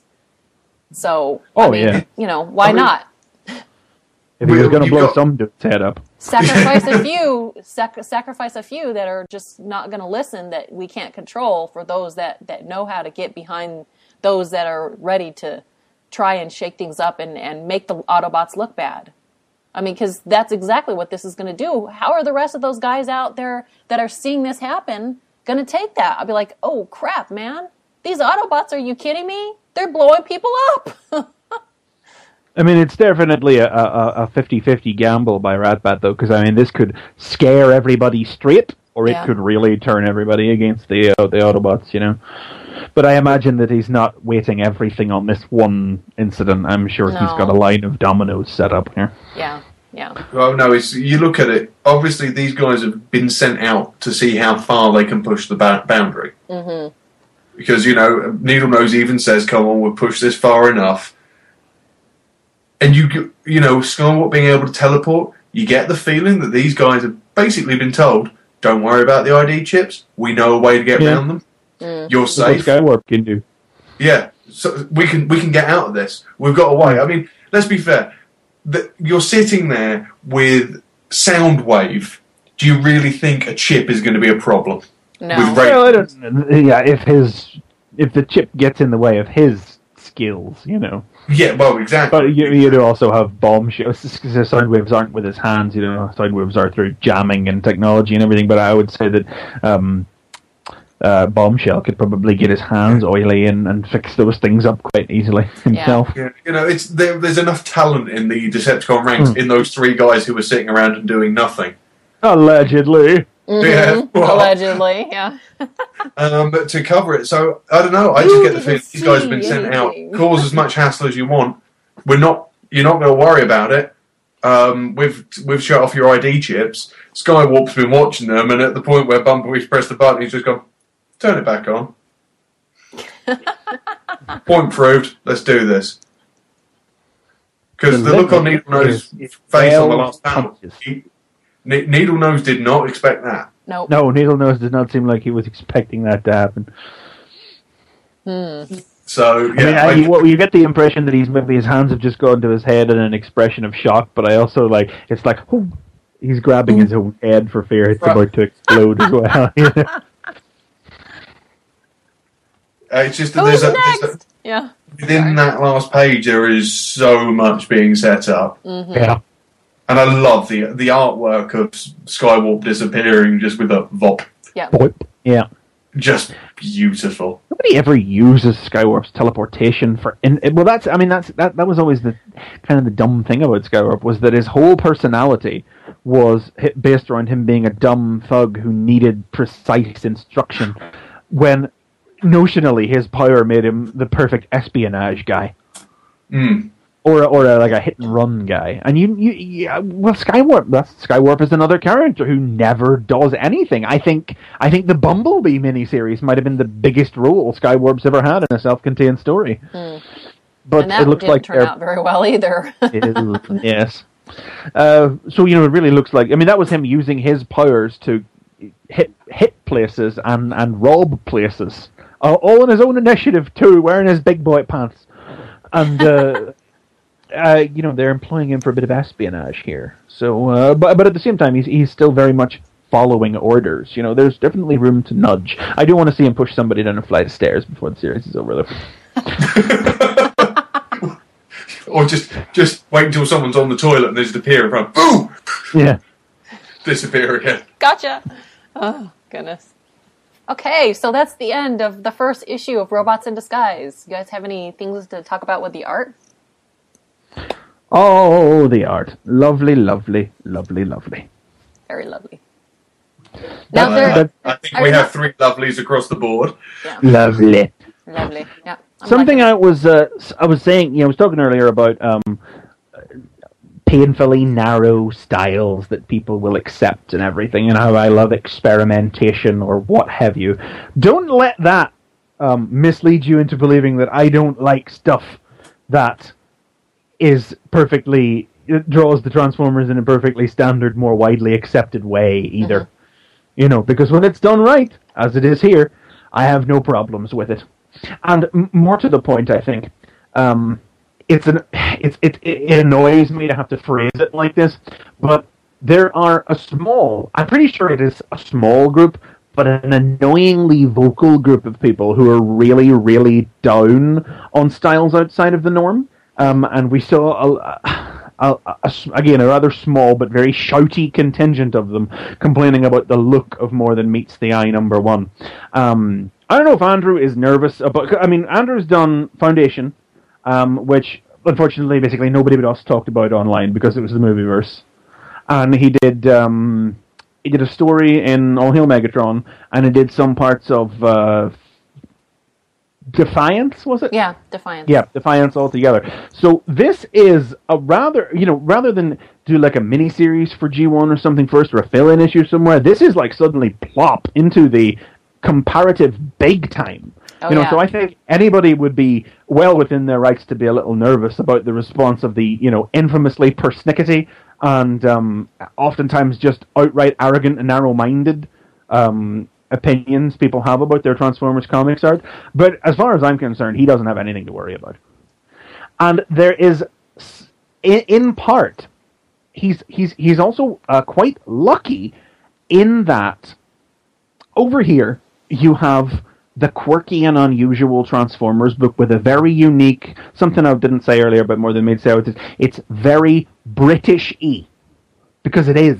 There's a couple of turns of phrase that are very Britishy. Let's have a go at Rewind. Phrases like that, It's quirky, it's off kilter, it's very different sounding, and the art again is it's Nick Roach but cranked up to 11, so it is still quite unlike a lot of other Transformers comics you've ever seen. It's probably closer to the stylization of animated than it even is closer to Nick's earlier work like Wreckers or whatever. It is a very strange chimera of a book over here. Weird voice, weird look, very, very different. Over here, Robots in Disguise, you've got the book that, and I mean this in a good way, but it's the only way I can think to phrase that looks and sounds, air quotes, the way these people think that Transformers comics, quote, should look. Mm-hmm. And it's got that on its side. You see a poll of people. Who's your favorite Transformers artist? Don Fig, Casey Collar, E.J. Sue, Alex Mill, Nick Roach. Apologies to anybody I'm forgetting off the top of my head. This is going to throw Andrew into the top 5 in very short order. Oh, yeah. As far as I'm concerned. Because people just haven't had much in the way of exposure to him before. He's been dropped into the deep end, very much so. So he's definitely, and he's well within his rights to be a little nervous if he is about how people may receive it. But I don't think that he has to worry, especially not with he's providing what people who didn't enjoy More Than Meets the Eye want. If you know what I mean. I think that's a very fair point, and it's also good in a way, with the two very different writing styles of the books. Yeah. I mean, we haven't really talked about John or everything, but yeah. This book has the very distinguished, it's got the, where if More Than Meets the Eye had a British-y tone, this has the very familiar American voice, and it's far less, not that this is a bad thing, but it's far less given to moments of wit and humor. It is more of the straight action, with just as much good character work going on in it for the characters to get the attention. It sounds bad to describe it that way, but it is what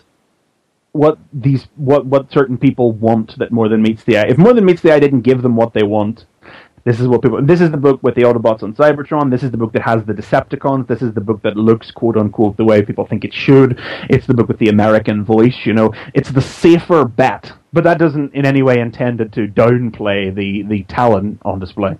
Oh no, I was going to say, it's like More Than Meets the Eye is the intensity, but like this is the building and manipulating and twisting around that you're like, because I kind of feel like this whole, there's a friction between Bumblebee and Prowl that isn't specifically addressed, but it's there.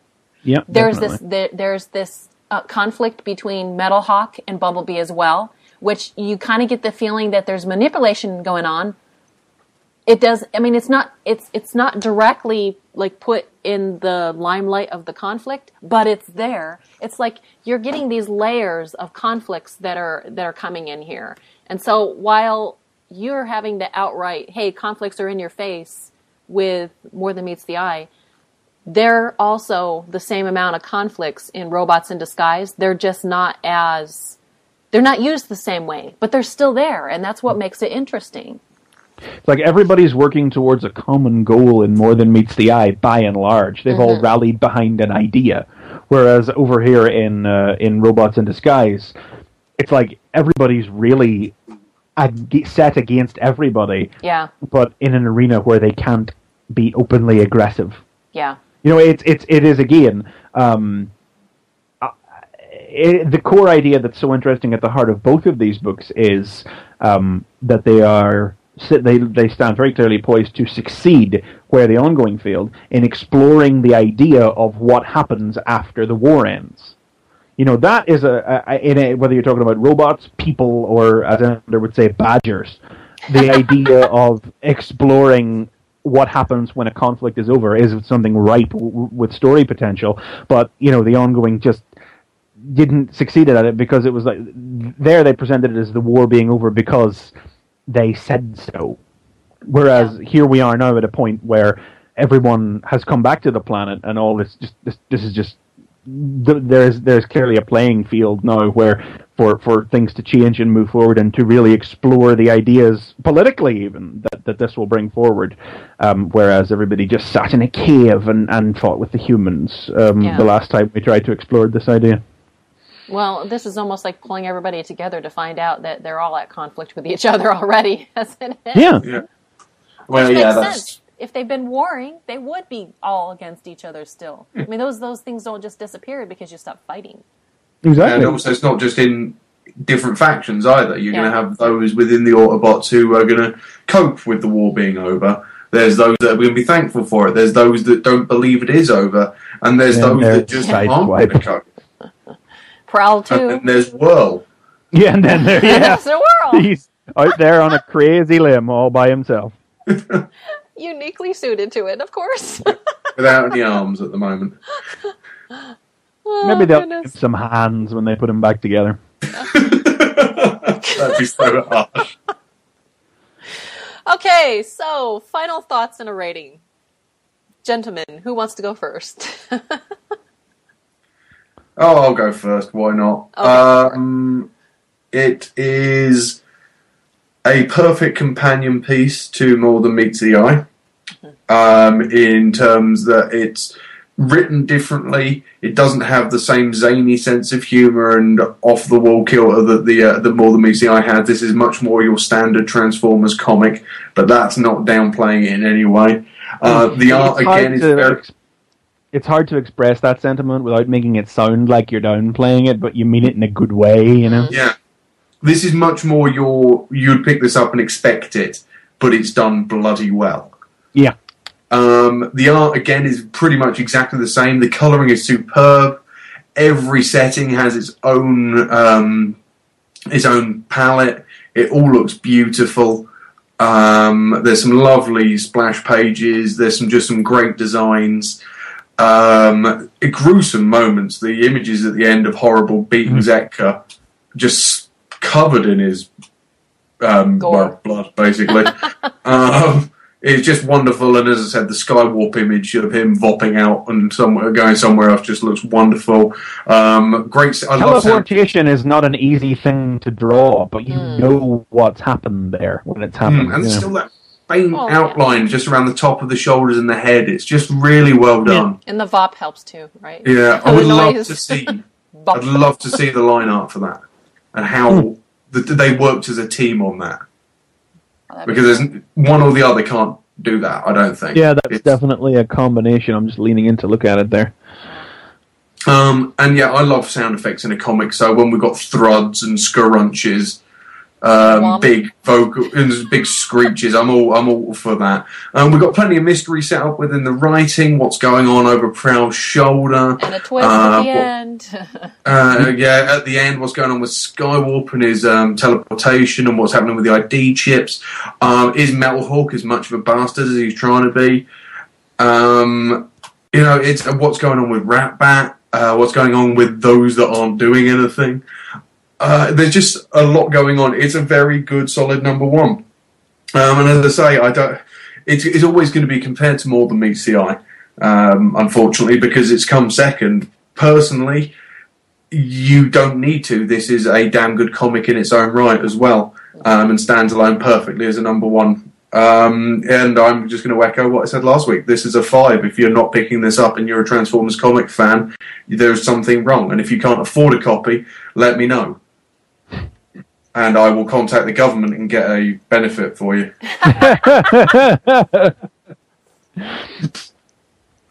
But yeah, damn good comic. Thoroughly enjoyable, well written, well drawn, well coloured.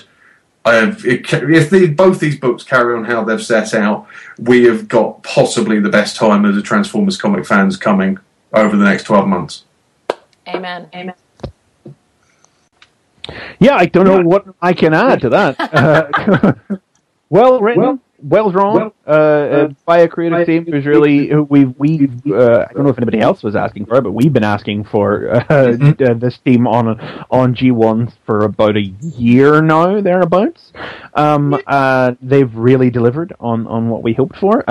There's great mystery, great character work with Pearl specifically, but using some really unsung Decepticon heroes in there as well. And I of course, am very happy to see Ratbat get his due again, and will be very pleased if he continues to be at the fore for some time. I'm officially interested, as I say. There's enough. Prowl suddenly. I used to say I didn't think anybody could write Prowl the way Roshan Roberts wrote him. Costa gave it a try and I didn't think I might make it there. But Barber's found a new avenue for exploring Prowl's system of operation. A new character like Metalhawk has a personality finally where he didn't have one before, and the interest I have for him is based in what's being done here, and not because he's a funky foreign character. He's not an unusual figure in the story. I'm not going to go so far as to give it a 5, though. I'm going to give it a conservative 4 because I want to give them room to grow. I don't want to blow all my 5s first thing out of the gate. It's a conservatively placed 4. I will blow my 5 load again and again. I don't care if it gets better. It's just a better 5. Dude, you're giving it a conservative 4. It's got freaking Skylinks in it. It's a conservatively decided upon 4. See, that was me last week.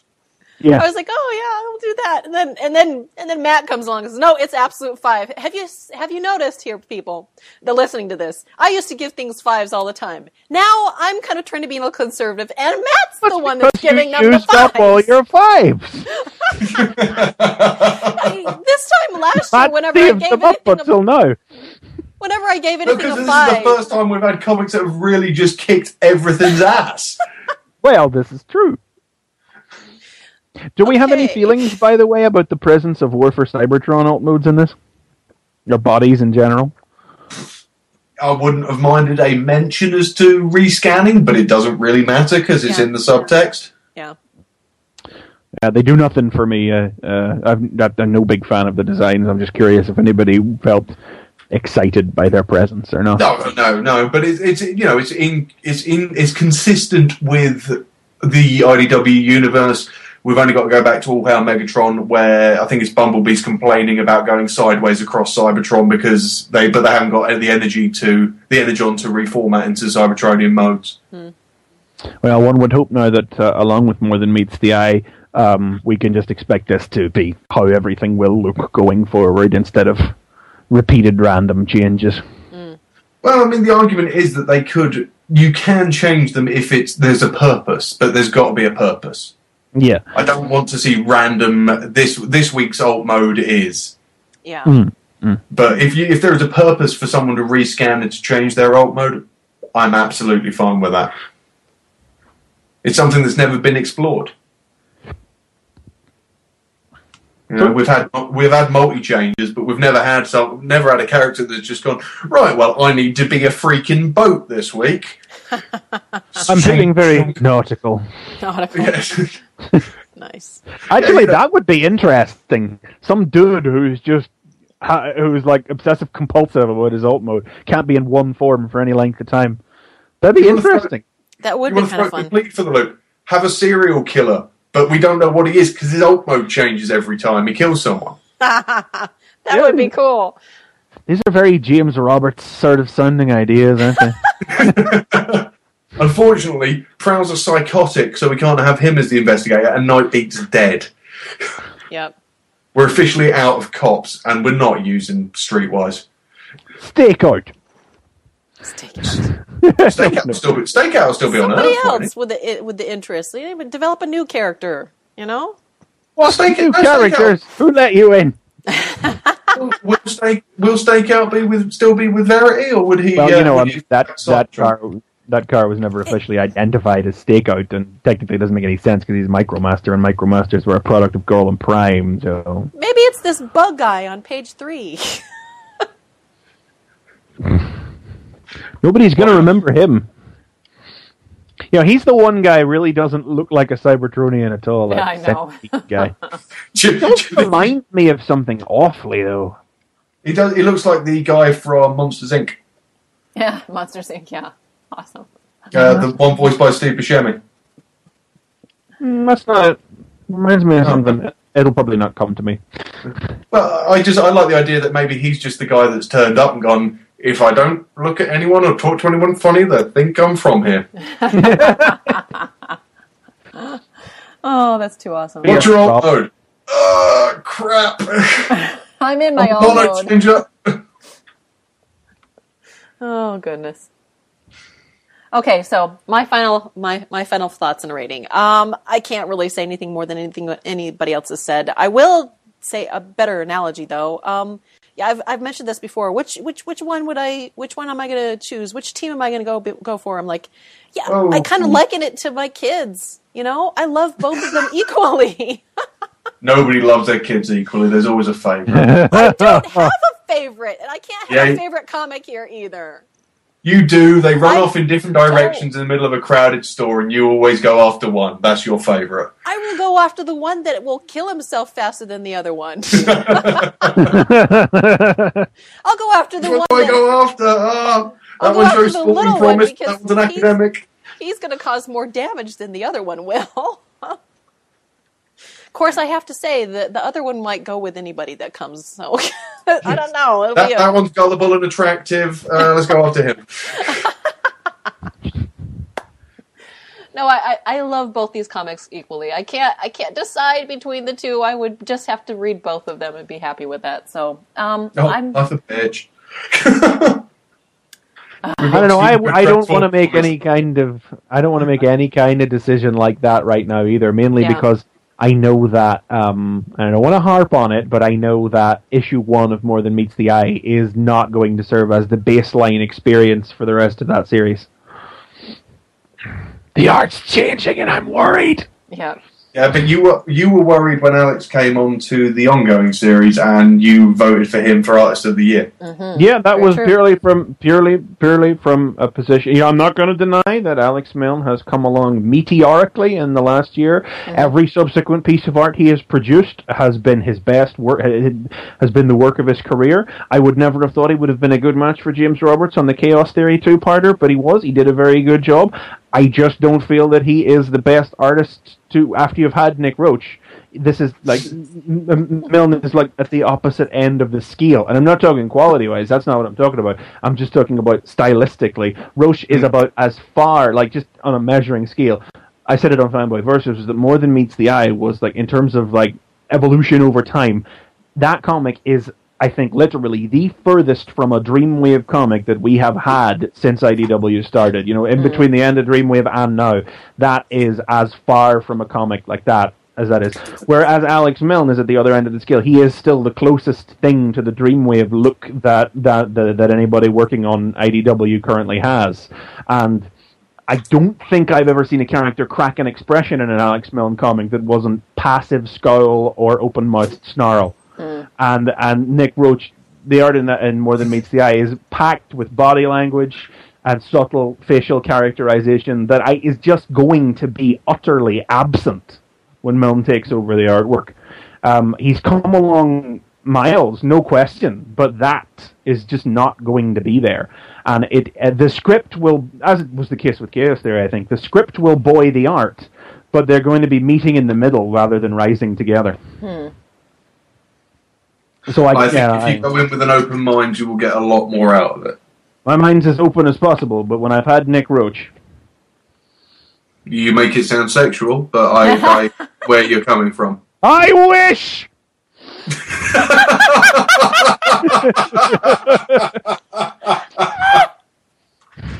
Okay, well, wow. I hope that's Nick not coming to IA this year. I hope Alex Milne is able to prove you wrong, then.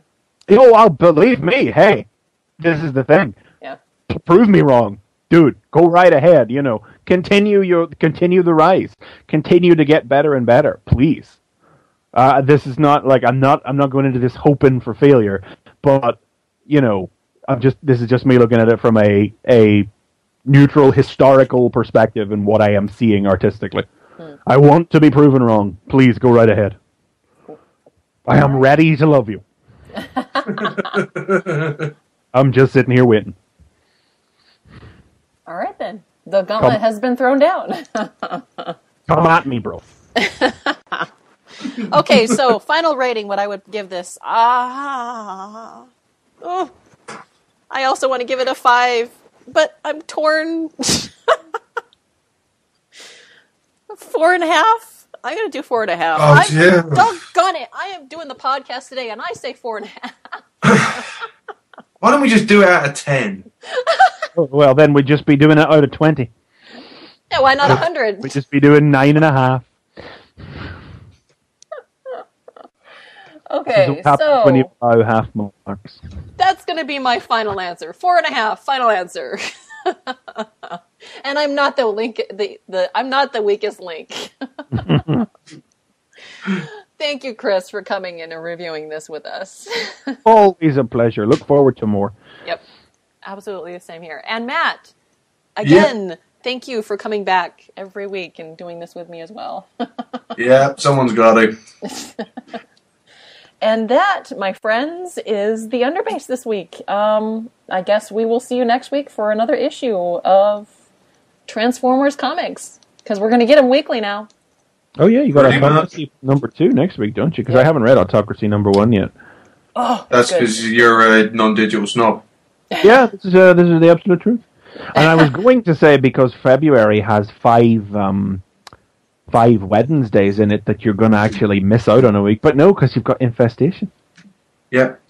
Out next week, actually, isn't it? Infestation number 1? Transformers Infestation number 2. The Infestation bookend itself is out this week, and then Transformers is next week. Yeah. Oh, so no, you won't actually have anything plugging the gap then. You'll just have to split it up over 2 weeks. We're going to have at least 1 week this month without a Transformers comic, because there are 5 Wednesdays in February. I guess we'll have to ask and see. I know.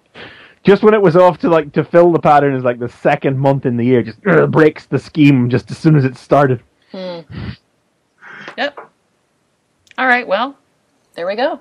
I'm sure it'll work out in the end. It always does. Yep, it always does. It will get itself back online, but I've been just saying February is going to miss one. Well, with that, that'll do. Yep. You guys say goodbye. Bye-bye. Bye. Bye. Bye, guys. See you next week.